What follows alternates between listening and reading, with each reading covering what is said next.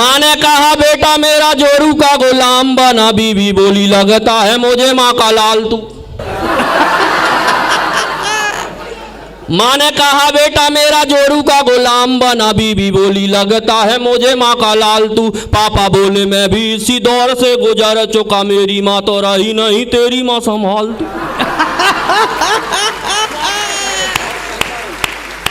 तो जब थे हम कुंवारे तब भी आदमी थे फालतू। अरे जब थे हम कुंवारे तब भी आदमी थे फालतू, आजकल भी हो गए हैं शादीशुदा पालतू। जब थे हम कुंवारे तब भी आदमी थे फालतू, आजकल भी हो गए हैं शादीशुदा पालतू। जब से कभी हुए हमें देख सभी कहने लगे आलतू जलालतू और आई वाला को टाल। वाकई में बड़े समझदार श्रोता हैं साहब, भगवान कसम प्रणाम करता हूँ। मैं तो जब बीना आया तो निधि का फोन आया मेरे पास, बोले दीपक भैया आप भोपाल से आए हो, याद रखना बीना के लोग बड़े समझदार। मैंने कहा अच्छी बात है। फिर जैसे ही होटल पहुंचा फिर फोन आया इसका, बोले दीपक भैया भोपाल से आए हो, याद रखना बीना के लोग बड़े समझदार। मैंने कहा अच्छी बात है। जैसे ही मंच पे आया तो बगल में बोली दीपक भैया याद है ना आप भोपाल से आए हो, बीना के लोग बड़े समझदार। मेरा दिमाग खराब। मैंने कहा निधि तू तो ये बता के बीना के सब लोग समझदार हैं क्या, कुछ बेवकूफ़ भी पाए जाते हैं? ये बोली नहीं, जरूरत पड़ने पर भोपाल से बुलाया जाता है।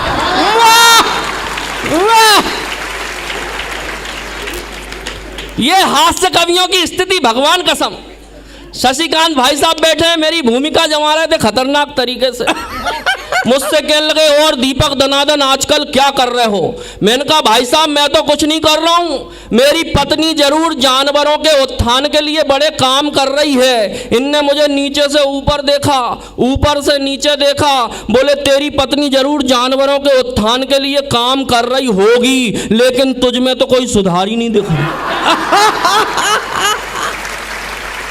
ये हास्य कवियों की स्थिति, भगवान कसम। मेरे घर आ गए एक दिन, कह रहे थे कि टायर फुटबॉल उछाल रहा था और टायर की हवा निकाल रहा था। मेरे घर आ गए, मेरा बच्चा खड़ा था दरवाजे पे 8 साल का। बोले पापा हैं? उसने कहा हैं। बोले पापा को बुलाओ। उसने कहा पापा नहीं आ सकते। अरे बोले क्यों नहीं आ सकते, क्या पापा खाना खा रहे? उसने कहा नहीं। बोले क्यों नहीं आ सकते, क्या पापा नहा रहे? उसने कहा नहीं, मम्मी के हाथ में चप्पल है, पापा सिर खुजा रहे हैं।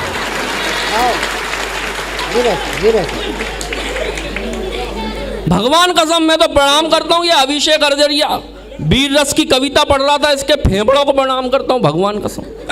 वीर रस की कविता अपने बाप के बस की नहीं है वीर रस। मुझसे कई लोग कहते यार तुम वीर रस क्यों नहीं लिखते? मैंने कहा क्यों लिखें वीर रस, क्यों लिखें वीर रस जो अपन है ही नहीं। वो लिखने से क्या फायदा?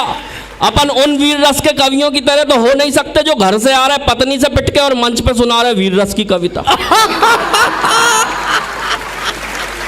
अच्छा आधे से ज्यादा वीर रस के कवियों को तो पाकिस्तान निपटाने के अलावा कोई और चारा ही नहीं है। भगवान कसम ऐसा लगता है कि पाकिस्तान नहीं होता तो ये वीर रस के कवि नहीं होते। पाकिस्तान, मेरा मानना है साहब कि जो देश पहले ही निपटा उसे निपटाने की जरूरत क्या। एक बिल्कुल सच्ची घटना बता रहा हूं। पाकिस्तान पे एक बार इंग्लैंड ने हमला कर दिया तो वो पाकिस्तान का सिपाही गया दौड़ के जनरल के पास, बोले जनरल जनरल इंग्लैंड ने हमला कर दिया, आप क्या करें? जनरल बोला कोई बात नहीं, हम बड़ी जद्दोजहद के साथ लड़ेंगे और इंशाअल्लाह हम जीतेंगे। लाओ मेरी लाल शर्ट।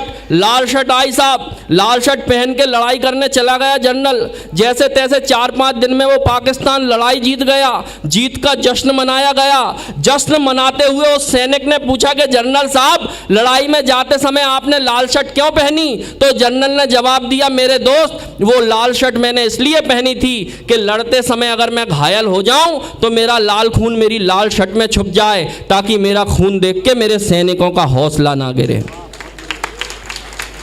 इतने में ही भारत ने हमला कर दिया पाकिस्तान पे। फिर वो सिपाही दौड़ता गया, बोला जनरल जनरल भारत ने हमला कर दिया, अब क्या करें? जनरल बोला कोई बात नहीं, हम बड़ी जद्दोजहद के साथ लड़ेंगे, लाओ मेरा पीला पेंट।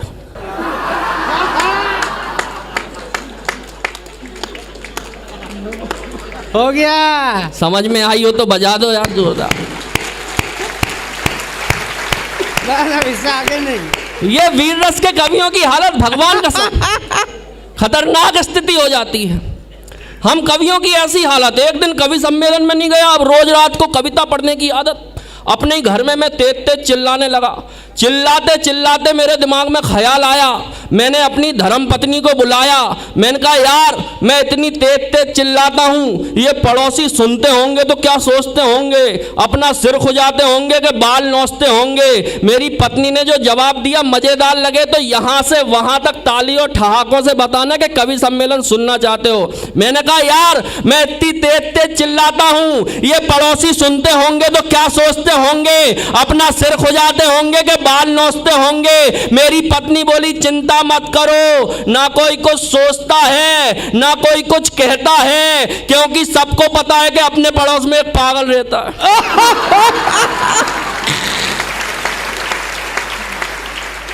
लोग अपने को धनाधन कहते हैं क्योंकि अपन टनाटन रहते हैं।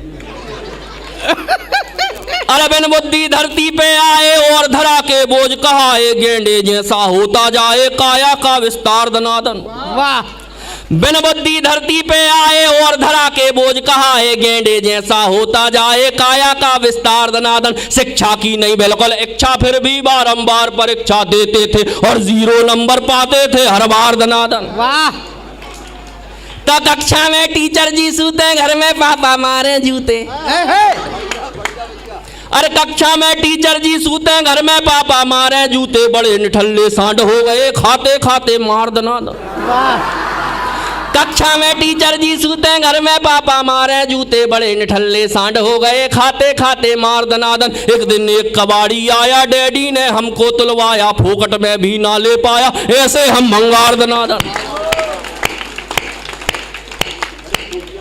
तो बिजनेस भी बर्बाद कर दिया, आती जाती कन्याओं की छोटी छोटी मुस्कानों पर देते रहे उधार दनादन।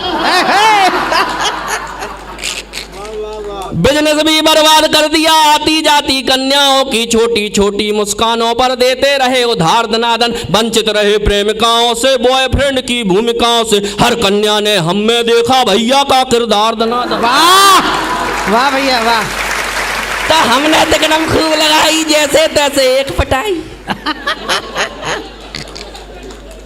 अरे हमने तिकड़म खूब लगाई जैसे तैसे एक पटाई, फेरे लेके बनी लुगाई टुनटुन सी दमदार दनादन। वाह। हमने तिकड़म खूब लगाई जैसे तैसे एक पटाई, फेरे लेके बनी लुगाई टुनटुन सी दमदार दनादन। हम तो ठहरे चश्माधारी, कहलाते थे सबसे भारी, किंतु निकली अपनी नारी हिटलर का अवतार दनादन। मेरे मामा कहते थे साहब के सुबह सुबह जल्दी उठ के सड़क पे दौड़ लगाया करो, स्वास्थ्य अच्छा होता है। भगवान कसम एक दिन उठ गया सुबह 4 बजे, फिर क्या हुआ कि सुबह सुबह कसरत को जागे, सूनी सड़क और हम भागे। सुबह सुबह कसरत को जागे, सूनी सड़क और हम भागे, देख अकेला हमको पीछे पड़ गए कुत्ते 4 दनादन। वाह। सुबह सुबह कसरत को जागे, सूनी सड़क और हम भागे, देख अकेला हमको पीछे पड़ गए कुत्ते 4 दनादन। ओलंपिक का दौड़ विजेता भी ना लगता अपने आगे, बिना पदक के रेस जीत गए, ऐसी थी रफ्तार दनादन। वाह। तो बचपन में थी चड्डी ढीली, चड्डी पकड़ कबड्डी खेली।